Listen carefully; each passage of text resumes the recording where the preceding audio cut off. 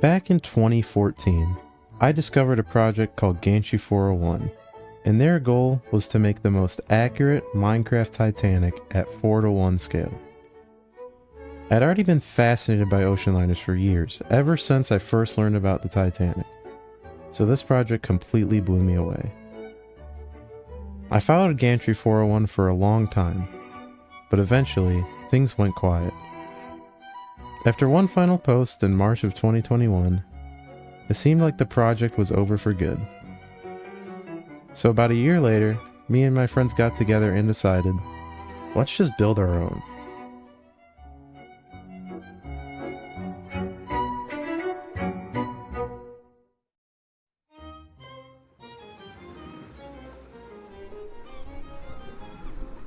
Now, as I previously stated, I've been fascinated by ocean liners for most of my life, and that started when I first learned about the Titanic. But around that same time, I also got into Minecraft and started finding recreations of the ship that inspired me to start building my own. That deep interest in ocean liners led to the creation of this project. This is our Minecraft Titanic, built at 4 times its original size. We chose this scale for one simple reason. It gives us the space to add far more detail than we ever could in a smaller build. But building this isn't just about placing blocks. It's about converting real-world ship plans into Minecraft. And this is how we did it. Our team at the time, Back Out and Join, Ender and I, began by gathering plans of the ship. Since very few original Titanic plans still exist, we relied heavily on original blueprints for her sister ship Olympic, along with detailed reconstructions from historians, cross-referencing multiple sources to build something accurate enough to work from. But the real challenge wasn't finding the plans, it was interpreting them. First, we had to scale everything to 4:1. That meant converting real-world measurements into Minecraft blocks so that every deck height, wall position, and room layout would line up properly in-game. The hull was modeled in Blender by Back Out and Join, but it wasn't a perfect transfer. Blender models don't convert perfectly into blocks, so we had to manually reshape large sections of the hull, adjusting each line to achieve a smooth shape. After that, we moved on to mapping out the ship's frames, which are the structural quote-unquote ribs that help us accurately lay out each deck. We also had to find the height of each deck and lay out the ship's girders, which are longitudinal beams that run forward and aft. These frames and girders became our main reference system. Once they were in place, we could accurately align the structure and lay out every wall and interior section around them. From there, we began building the superstructure and exterior details, placing each element according to plans and historical references to keep everything aligned. Right as we were finishing the deck detailing, we realized we made a critical mistake. We had accidentally added one extra frame to the ship. Because everything was built off of those frames, that single error threw the entire structure off. Every wall and every detail was misaligned by multiple blocks. So we had to go back, remove the extra frame, recalculate the spacing, and shift large sections of the build to bring everything back into alignment.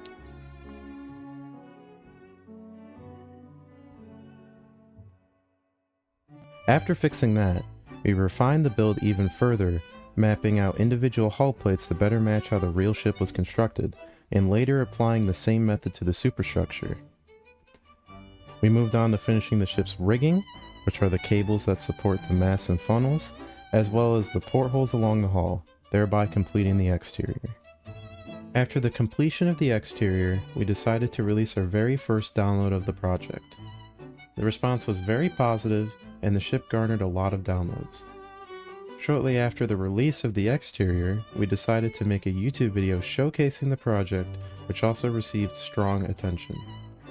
It even gained enough traction that another YouTuber, Minecraft Animations DE, used it in an animation that now has over 4 million views.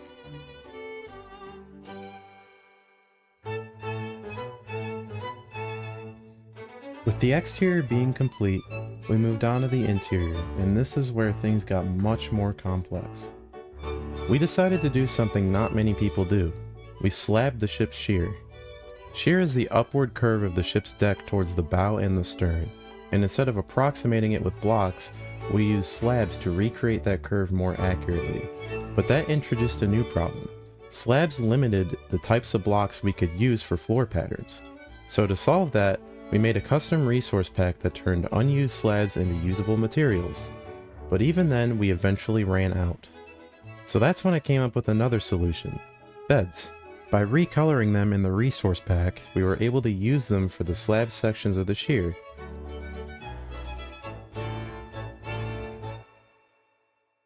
For building interiors, we followed a structured process. We started by mapping out each room from the deck plans, using the frames and girders to align the walls, and then adding detail based on historical references like plans and photos. Me and Ender focused on building the passenger accommodations, while Backout and Join worked on the powertrain and crew spaces. We began first by building the grand staircase, then moved into spaces like the first class lounge, reading and writing room, smoking room, and various cabins. At first, progress was fast, but over time, burnout started to set in. We had been working non-stop for months, and eventually progress slowed. Around the same time, I started noticing problems in the build. Much of the early work was based on assumptions rather than strong references, and that led to inaccuracies throughout the ship. I also received a lot of feedback from other builders that the level of detail, especially in the interior, wasn't where it should be. Yo dude, I'm not gonna lie, this build's pretty under-detailed. So I made a decision. I was gonna go back and rebuild it properly. I went back over the entire ship, rechecked everything against plans, photos, and other references, corrected proportions, improved exterior details, and almost completely rebuilt the interior from scratch, this time focusing on accuracy over speed. But by this point, I was the only one still actively working on the project. Around that time, I decided to change the goal of this project. Instead of just building a solid Titanic model, I wanted to create the most accurate version that I possibly could, similar to what originally inspired me with Gantry 401. That meant going deeper than just rooms and layouts. I started focusing on things like ventilation systems, piping, and structural plating details that most people would completely ignore. As the direction of the project changed, I tried to push the rest of the team towards that same goal, but they didn't necessarily agree with it. And over time, they slowly started to step away from the project. At that point, I honestly thought the project might be over. There was still a huge amount left to build, and I didn't feel I had enough knowledge to complete some of the more complex crew areas like the powertrain. But then I met someone named Kyle.